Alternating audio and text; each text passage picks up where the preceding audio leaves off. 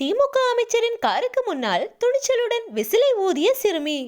திமுகவினருக்கு தொடர்ந்து நேரும் துயரம்.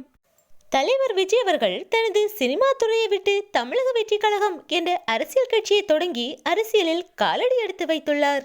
இந்நிலையில் தமிழக வெற்றி கழகத்திற்கு என்ன சின்னம் கிடைக்கும் என்ற எதிர்பார்ப்பு அனைத்து மக்களிடமும் மேலோங்கி இருந்தது. தேர்தல் நெருங்கி வரும் நிலையில் தேர்தல் ஆணையம் தமிழக வெற்றி கழகத்திற்கு விசில் சின்னத்தை வழங்கியுள்ளது.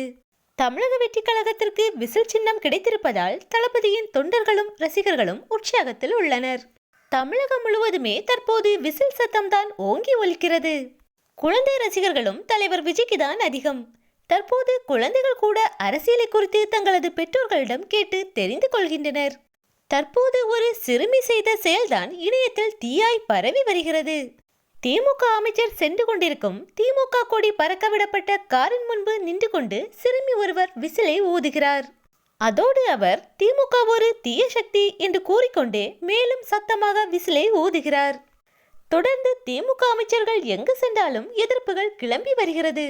தமிழக வெற்றி கழகத்திற்கு சின்னம் கிடைத்ததுதான் கிடைத்தது. திமுக அமைச்சர்கள் விசில் சத்தத்தை கேட்டாலே தற்போது பயந்து நடுங்குகின்றனர்.